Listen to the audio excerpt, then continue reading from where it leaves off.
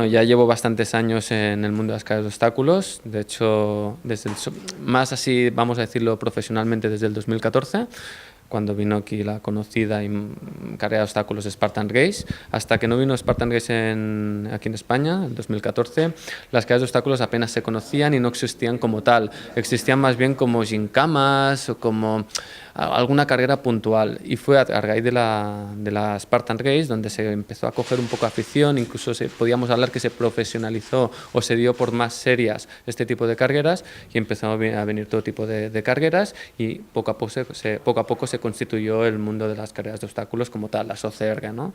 Formándose las primeras federaciones, asociaciones, la liga.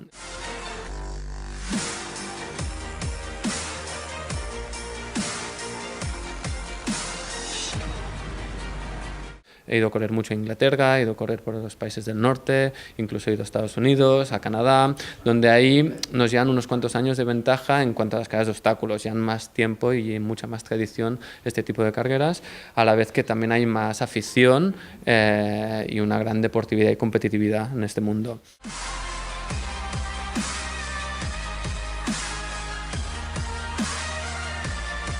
A mí lo que me motivaba y me llenaba era la montaña, el contacto con la naturaleza, correr, pero solo correr me quedaba un poquito escaso, hasta que puntualmente empecé a conocer las carreras de obstáculos donde no solo corrías, sino que además tenías todo tipo de pruebas que superar. Y eso para alguien como yo, que viene acostumbrado a trabajos de entrenamientos de fuerza y tal, complementarlo con la carrera es bastante ideal y sobre todo muy divertido. Y al final te das cuenta que las carreras de obstáculos, desde el momento que empiezas al momento que acabas, te haces totalmente humano, porque haces todo lo que el cuerpo está hecho.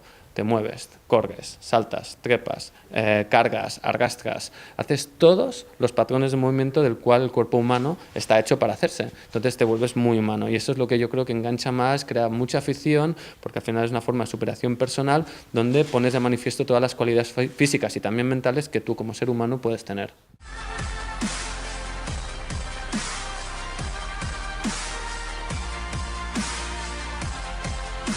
Encima de hacer este kilómetro que tienes todo tipo de pruebas que superar, que ya por sí pueden ser complicadas y el hecho de que te está continuamente rompiendo el ritmo, pruebas de fuerza, pues trepar una cuerda o cargar un saco de 20 kilos durante un kilómetro y luego sigue corriendo, haz una cuesta, haz una bajada, métete en un río, métete en barro, corre con las zapatillas mojadas o embargadas.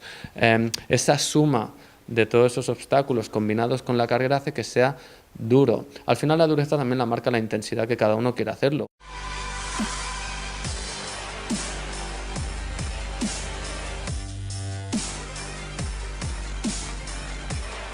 Llevamos poco tiempo en este mundo, entonces ahora sí que poquito a poquito ya vamos buscando o especializándonos. Cada vez hay más corredores especialistas, hay más entrenadores que se están especializando y se están unificando ciertos criterios para poder ver cuál es la mejor forma para solventar este tipo de carreras. Y al final es eso, es un entrenamiento muy completo, aunque sin duda yo creo que las dos partes más importantes para entrenar este tipo de carreras es la carrera, es decir, tener buenos ritmos de carrera. También un complemento ideal buenísimo es la escalada.